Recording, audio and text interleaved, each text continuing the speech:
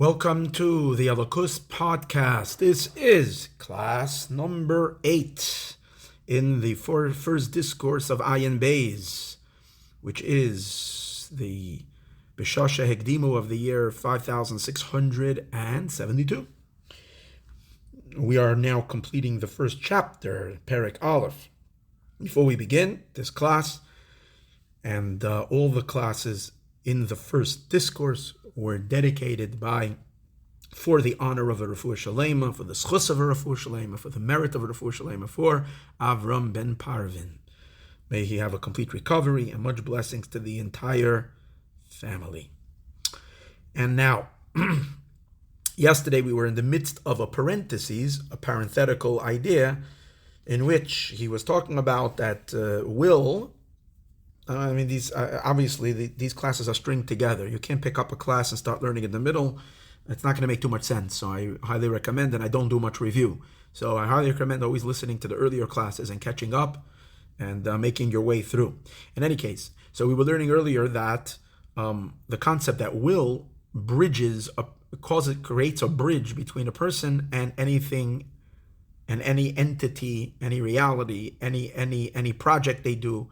The first bridge, or the first which means the exiting of self towards something, is through the experience of desire and will, ratzon, and that's the keser. That's always the encompassing energy for any project entity, is always the will of the producer to produce that whichever they are producing, and that will carries the project and carries it and envelops it and cradles it throughout its entire existence.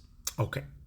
Now, in the parentheses, he said that prior to will, a person is locked in himself. So every experience, until there is a will, there really is no revelation to self. In other words, if we can silence all of our desires and come to a place of we don't feel any desire, and we would kind of almost be unaware of our own existence.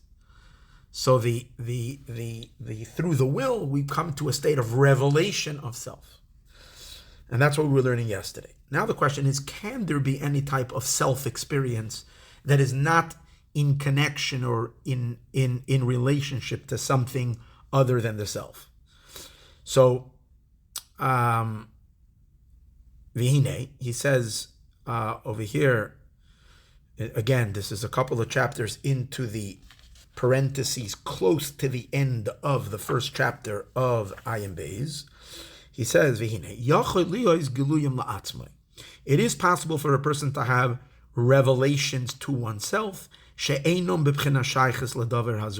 is not in relationship to anything outside of self. And he gives an example, like in pleasure. Usually when we feel pleasure, it is also regarding something. The experience of pleasure, which is a very deep experience, a very core essential experience, the experience of pleasure and delight is usually from something related to something, almost all the time. You derive pleasure from food, you can derive pleasure from conversation, you can derive pleasure from ideas, you can derive pleasure from feelings, from emotions. Reading a book that evokes in you emotions gives you pleasure, that you feel compassion, that you feel sorrow, whatever it is. It could be a feeling of pleasure in the pain that you're feeling for something. But there is always right. So we understand the experiences of pleasure. Pleasure usually is connected to the pleasure of and connection to either a physical experience, emotional experience, an intellectual experience, a spiritual experience. But there is a pleasure in something.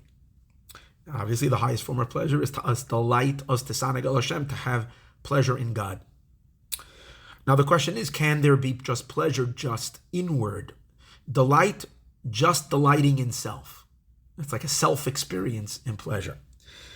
So there is such a possibility, he says, where a person is just delighting from, again, when we're talking about a person can say, well, I can delight in an accomplishment. I have tremendous pleasure that I finished something, I completed, I took upon myself to learn something, and I finished the Masechta, I finished the tractate. Okay, that's not a delight in yourself. That's the delight in the wisdom, or in the fact that you feel that you've set out to do something, you've accomplished something. So that's also something. It's in relation to something. But just to have delight in yourself without anything of the outside, well, it's hard to imagine that. And I really don't know this experience that he's talking about. And I'm not going to take any or feel bad about the fact that I don't know the experience that he's talking about, because he says this type of experience is very inward, very, very, very, very essential, but it only happens to people that are in a very, very exalted state of existence. They delight in their own existence. And he says big and very, a great king, a great ruler, a great king, can delight in his own beingness. And being that I'm not a great king, other than the fact that we're all kings because we're all Jewish, and we all have a piece of God from above. But other than that, in the literal manifest external state of consciousness, no, we're not. We're ordinary people. So I really don't understand this experience that he's talking about. But again, he mentions that we're not necessarily meant to understand this. But this is not really considered a revelation. In other words, the experience is almost like, it's so subtle, it's so inward, that it's not really considered yet that you're self-experiencing, that there's an outside experience. It's taking place so inwardness, it's almost like you're being sucked into your essence, instead of being your essence coming out and you're experiencing on the outside. Adrabah, hu b'bchenes aliyah, the person is in a state of elevation, v'roimumus, and exaltation, yoiser more b'ha'atzmus. You're drawn more into self. You're not in a state of revelation to others for sure. You're withdrawn and experiencing the self inside the inner core. Again, I'm struggling to even talk about this, because this is very hard for people. We talk about things from experiences that we have, and it's hard for us to imagine such an experience.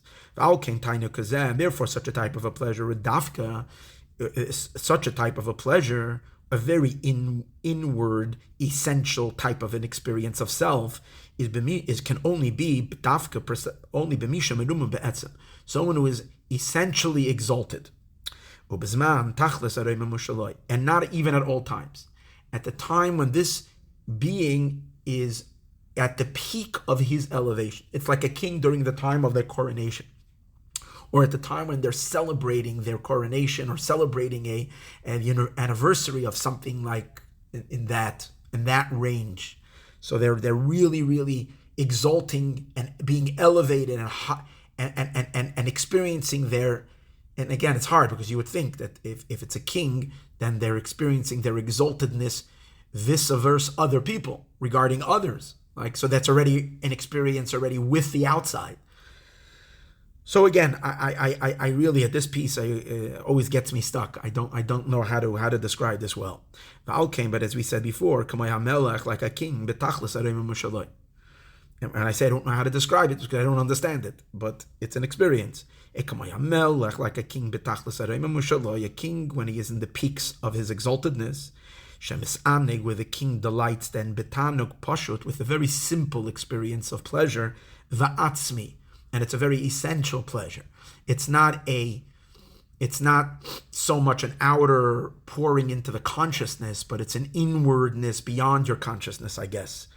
And loima is a dover, and over here the experience is not from something, but rather in the essential exaltedness of self. The bahatainuk, and the experience of the pleasure itself is not pushing him out. See, we were talking before about desire, that when a person experiences desire, even though it's a very inward experience of the soul, it relates, as we're going to learn a lot in the Maamor further, that desire and will is very, very, very much at the very, very, very, very at the very center of self. But it's a revelation, and it's a revelation meaning it's you're moving outward, and from the desire will eventually come real and complete contact with phenomenon outside of you. That's the motivation in all of our interactions with the world. But over here, it's the opposite. this type of pleasure that we're talking about drives the person more into self. Not outside to self, but into self. As he says, in this pleasure, the person becomes more exalted in his essence, and more separated from any reality, anybody.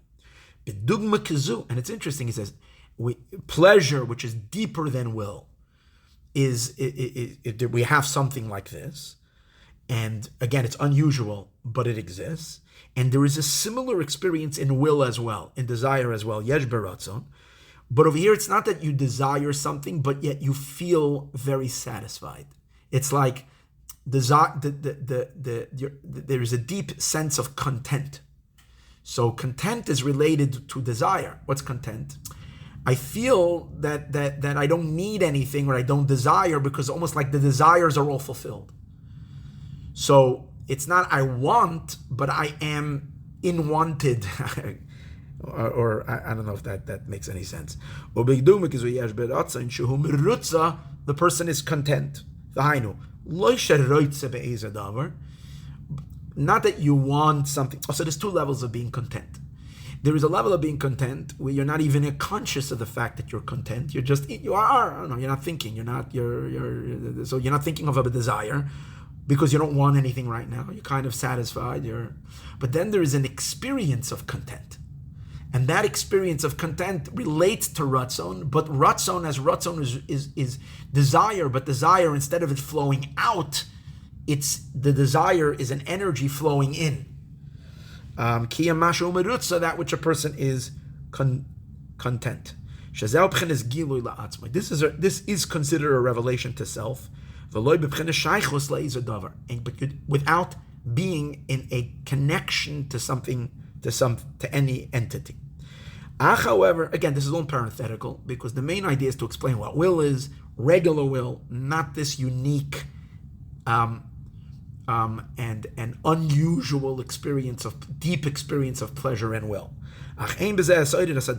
However, although we're talking about somewhat of an experience, as we said earlier, we're not talking about not wanting or not feeling a drive that I need something, but rather just being. But we're talking about a moment when you experience this satisfaction. So you might think it's some kind of an awakening, but it's not. It's not really an esoidus. It's not really an arousal. This can actually cause some kind of an awakening. Avo, again, he doesn't explain. Avo kashem, but for our topic, again, let's not get carried away. Sometimes this is going to happen in the book. We're going to have parenthetical little discussions, which I cannot skip because we want to read the whole book. But we're going to have to recognize that they're there in the parentheses for a reason, which means that we can't get too caught up in them, whether we understand it or don't understand it. We can leave it a little loose, although we don't have it out completely, and we can still flow with the rest of the discourse. However,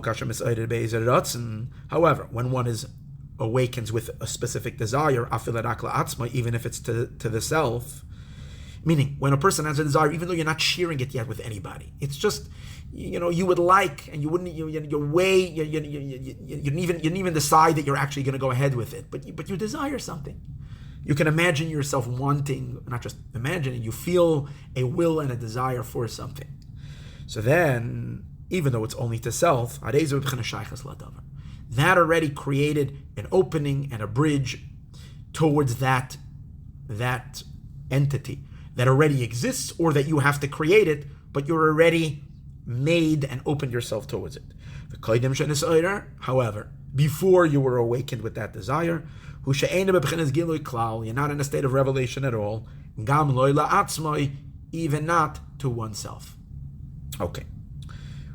All right. So now that completes chapter 1. What the Rebbe does, which is so beautiful, the Rebbe Rashab, and it's not only him, he took this from his grandfather. I think the first one who started doing this was the Tzemach Tzedek, maybe the Mittler Rebbe, could be the Mittler Rebbe, is that he made kitzurim. Kitzurim means at the end of every chapter he does a summary. So here we're going to do a summary on the entire, we're in the 8th class now, on all of the 8 classes the 7 that we had before, and also this one. Kitzer, he does a little summary of it all. Kitzer means a summary. Yiksha, in the beginning of the discourse, we asked the question, the mashma implies Shehikdimu. Remember, we went back to what the sages say, that when the Jews said, we will do and we will hear, they were given 2 crowns. And the implication is, or it seems to suggest that it's because they prefaced one before the other. They put the commitment to do before the listening. And that seems what made it so great. And that's why they earned the crown. But then he says one for the Nasa, one for the Nishma, which would seem to imply that each one on their own deserve a crown. And then he further brought in a midrash. Over there, the midrash spoke about the king, the people, the analogy to a king whose subjects brought him 3 crowns, and 2 of them, and 1 he took for himself, and 2 he gave to his children. He put the 2 crowns on his sons. And that would seem to be these are the same 2 crowns that it's talking about by Sinai, by the giving of the Torah. But over here it says that the angels were the ones who put the crowns. And in our story, in the Talmudic version of what happened at Sinai. But when the Midrash says that every day God puts 2 crowns on his children, it says that God is the one who places the crown. The Mishnah the Avos, and in Mishnah of Tractate Avos of Ethics of the Fathers, it says that there are 3 crowns. Once we start talking about the crowns, we started getting a little bit more into the crowns. So there it says there are 3 crowns. But when you get specific, the Mishnah says there are 4 crowns. Right? First it said the crown of Torah, the crown of priestlyhood, kahuna, and the crown of royalty, of kingship, of malchus. Those were the 3. But then he adds a 4th one. So then what was the question? Is it 3 or is it 4? And then he went and explained the Gimel Ksarim and the Gimel Kavim. Then we had an explanation how the 3 crowns relate to the 3 channels. There is that channel of kindness, the channel of strength, and the channel of harmony, Tiferes. And we said that the 3 crowns, right? Remember, we had the crown of Kahuna was an energy of kindness. Kohanim, they love the people. The crown of kingship is one of might and power, of Gevura, restraint, and so forth. And the crown of Torah was a crown of balance and harmony. So in order to understand all of this, Yagdim Inyan HaKeser Bechlal, he began to explore the concept of Keser in its more esoteric meaning, and he brought the teaching of the Ramak. And what was that? Gimel Perushim B'Keser. There are 3 interpretations of the crown of Keser. Echad, one of them Lashon Amtana. One was to wait, silent waiting. Remember that? U'akava v'atikva, which is holding back and hope. It's a waiting, even though it means, as we explained earlier, you can't explore this place, but at least you know that it will eventually open up. Someone will come through the door. Beis Lashon Atara, the second one, that it means simply a crown, which goes on top of the head. V'gam Lashon Sivuv also means a surrounding energy, an encompasser. V'yavar, and he explained, Shah Keser. And then the Maamor went on to explain that the Keser, Ad Rum HaMailas, there's an abbreviation, which means until the highest levels, no matter which level Keser exists. There's levels and levels upon of ksarim, of crowns, one on top of each other. No matter which level you go, crown is always ubchenes haratzon, is always related to will, and which that will always includes and encompasses and has and contains within itself everything that will eventually be produced. Shekoyvel hakol, that it includes everything. Not only does it include everything, umakif esoivev hakol, and it encompasses and surrounds everything even after they exist.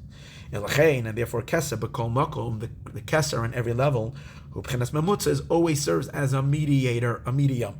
And because before there is a will, even to oneself, then the entity, the person, is in a state of complete concealment and separated totally to himself, to him or herself. His or herself. It's in the awakening of the will. So now they're already leaning the hizgalus and in a state of revelation to open themselves up to start being in a state of shaychus. Shaychus meaning a level to begin to make a connection to the outside. All right. Now we start. This is the summary, and now we're going to start Perek Beis. Now it is known. Now we're going to further explore the concept of will. That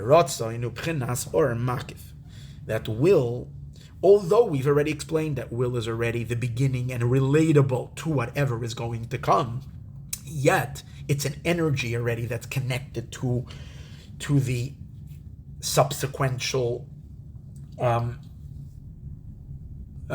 product or experience or action or whatever it is, or person or whatever it is that you're connecting through, from the will, through the will.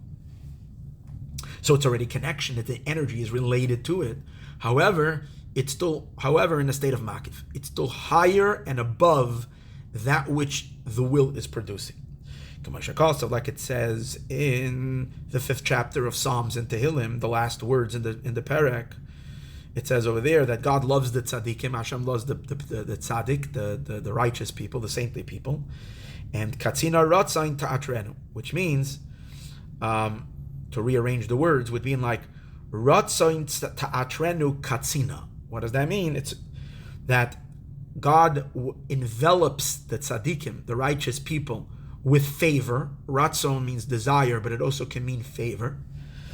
Katzina, like a shield, just like a shield goes around a soldier to protect the soldier from a shield of armor that a soldier wears to protect him, like a bulletproof vest.